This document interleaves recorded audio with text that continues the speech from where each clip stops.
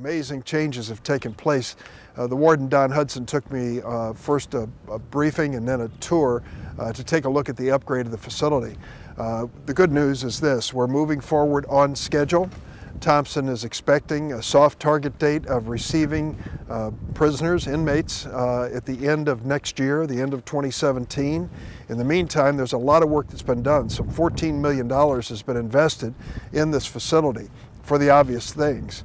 Over 10 years, a lot of things went neglected and needed to be revisited, starting with mold, going up to the new levels of communications and computers, new power sources, new security fencing. The list goes on and on. I asked him repeatedly on my behalf and behalf of Congresswoman Sherry Bustos, how much of this is local? How many times have you turned to local businesses to help? And time and again they said we did. We follow the federal guidelines and the federal law, of course, but we work with local contractors every chance we get. I'm also happy to report that out of the 214 current employees at this facility, paid employees and salaried employees, with a payroll income of about $22 million a year, that over half of them are from the local area. Some have transferred in from the Bureau of Prisons system because they brought special expertise to building and remodeling this prison, but others were hired locally.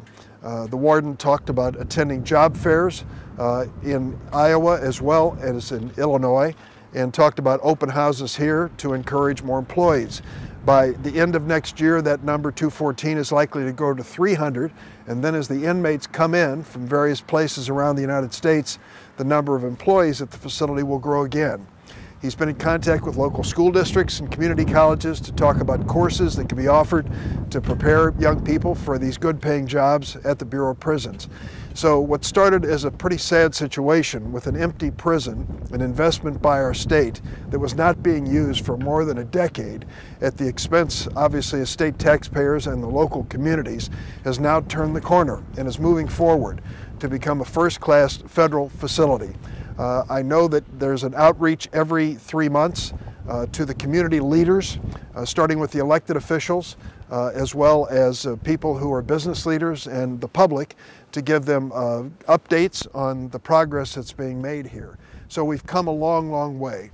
When the record is written here, we'll have to say that under the Obama administration, we finally found a purpose and finally found a good investment for federal taxpayers in taking over the state facility. As we're leaving, the warden said, we still believe that we're ahead of the game at the federal level. We took a state facility, and even with these upgrades, it's cheaper than building a new one. And we're going to have a first-class facility to serve the public. Now let me make one last point here. The whole system of incarceration at the federal level is being re-examined.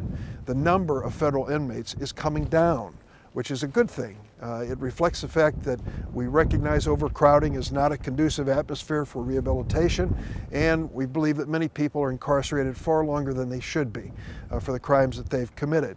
As that population comes down, we're going to have different needs at different prisons. We can't predict what the future of this facility will be a year from now or a little over a year from now. But the good news is they're thinking ahead. One of the missions they've talked about is to deal with mental illness. It is time for us to recognize the reality that there is a linkage between those who are involved in crime many times and have a history of mental illness. Some of them just need treatment for mental illness. They don't need incarceration. And this facility, they're looking forward to the possibility of being a leader in terms of treating those within the federal prison system who need mental health counseling. A couple just grace notes here. They took the dental facilities that were built 15 years ago and said they don't match the needs of today, completely replaced them with modern facilities. And the same thing is true in a lot of other areas. So the inmates will receive humane, fair treatment while they're incarcerated here and the best professional care. Happy to answer any questions you might have.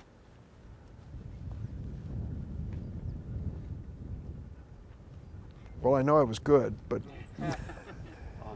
I guess I need a little background. The prison right now is empty still? Well, it's not empty. There are about 165 minimum security prisoners who are very trustworthy, who are living in the camp next to the prison, and many of them are working on the projects in the prison. And he said these are trustworthy people, and we believe that they are no danger to the community, and they are anxious to be part of this project. So they are the inmates who are here, but they're at the lowest minimum security level. And they're federal prisoners. Yes, that's Okay. true.